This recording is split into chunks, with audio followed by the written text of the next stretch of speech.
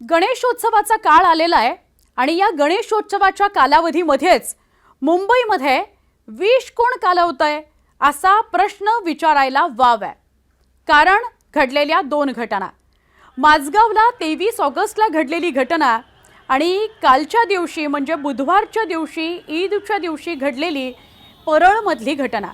या दोन्ही घटना गणेशोत्सवाच्या दरम्यान कुणी विष कालवतंय का, धार्मिक तेढ निर्माण करण्याचा प्रयत्न करतंय का, असे सगळे प्रश्न निर्माण करणाऱ्या या घटना आहेत। या घटनांविषयी सविस्तरपणे आपण बोलूया, त्यामुळे हा व्हिडिओ शेवटपर्यंत नक्की बघा। नमस्कार, मी सुवर्ण, तुम्ही बघताय न्यूज 18 मराठी। दिवस आहे 23 ऑगस्टचा। मुंबईच्या माझगावच्या मोरया गणपतीच्या आगमन मिरवणुकीवर अंडी फेकण्याचा प्रकार झाला। ज्या ठिकाणी अंडी फेकली गेली त्या ठिकाणी एक इमारत होती, ज्या इमारतीच्या खालून ही मिरवणूक जात होती। कॉन्टिनेंटल हाइट्स ही इमारत होती, त्या इमारतीच्या खालून ही मिरवणूक जात होती। फटाके फोडले जात होती, आतषबाजी होत होती आणि त्याच वेळेला अगदी गणपतीच्या मूर्तीच्या समोर अंडी फेकण्याचा प्रकार झाला। प्रचंड तणावाची परिस्थिती माझगावमध्ये निर्माण झालेली होती।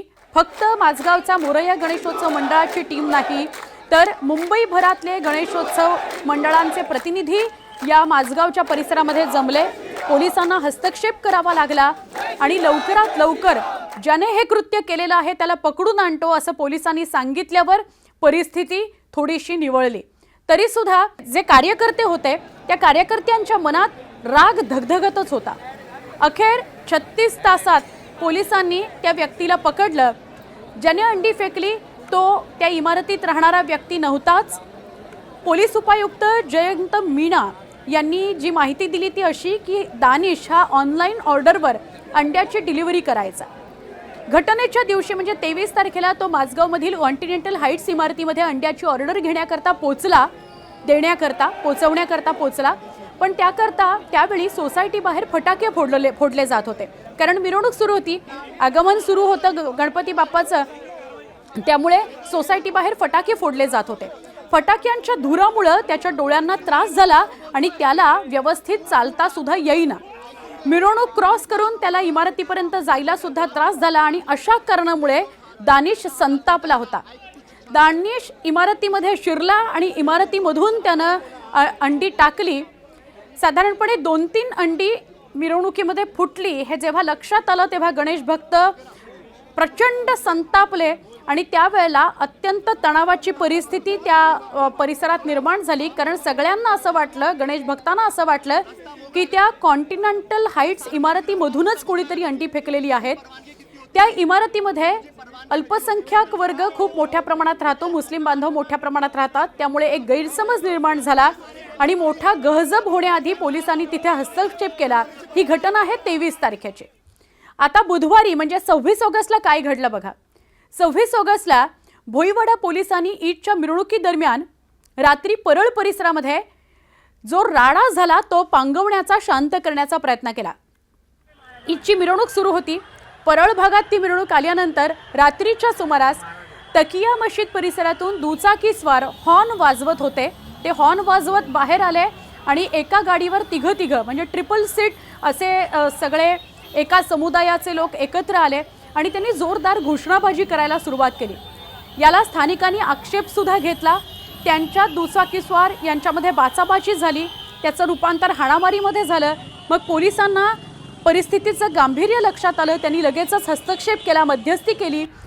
काही काळ तणावाची परिस्थिती निर्माण झालेली होती परळ या भागामध्ये। काल रात्री साधारणपणे 12 ते 2च्या दरम्यानची ही घटना आहे।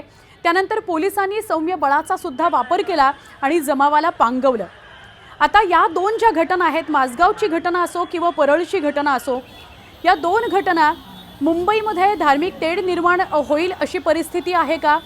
गणेशोत्सवाच्या कालावधीमध्ये मुंबई परळ हा भाग खूप मोठ्या प्रमाणात गर्दीनं व्यापलेला असतो, तर अशा परिस्थितीमध्ये तिथे काही अनुचित प्रकार घडणार नाहीत ना, या अनुषंगानं विचार करण्याकरता म्हणून मुख्यमंत्री देवेंद्र फडणवीस, उपमुख्यमंत्री एकनाथ शिंदे हे सह्याद्री अतिथीगृहावर बसलेले आहेत। त्या दोघांची बैठक आज दिवसभरामध्ये पार पडते आहे आणि पोलिसांना सूचना गृह विभागाकडून केल्या जातील की गणेशोत्सवाच्या काळामध्ये अशा प्रकारची कुठलीही अनुचित घटना घडणार नाही।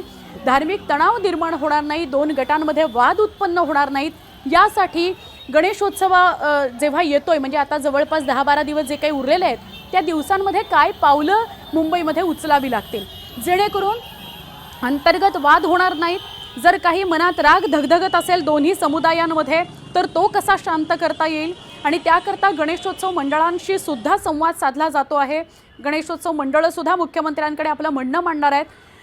पोलिसांकडून मुख्यमंत्री माहिती घेणार आहेत की माझगावला नेमकं काय झालं आणि परळला काल नेमकं काय घडलं। अशा घटना पुन्हा उद्भवू नयेत, पुढच्या 10 दिवसांमध्ये अशी कुठलीही तणावाची परिस्थिती निर्माण होऊ नये, यासाठी गृह विभाग, मुख्यमंत्री स्वतः प्रयत्नशील असणार आहेत। ज्यांच्यापर्यंत हा व्हिडिओ पोहोचेल ते मग कुठल्याही समुदायाचे का असेना, त्यांनी सुद्धा फक्त गणेशोत्सव आहे म्हणून नाही, पण मुंबईमधलं वातावरण कलुषित होणार नाही याची जबाबदारी घेऊन शांत राहणं, एकमेकांना समजून घेणं, एकमेकांच्या सणांमध्ये सहभागी होणं, हे सगळं होणं नितांत गरजेचं आहे। या घडलेल्या घटनांविषयी तुम्हाला काय वाटतं कमेंट करून नक्कीच सांगा। मुंबईतलं वातावरण कसं शांत ठेवता येईल यासाठी तुम्हाला काही सुचवायचं असेल कमेंट करून नक्की सांगा।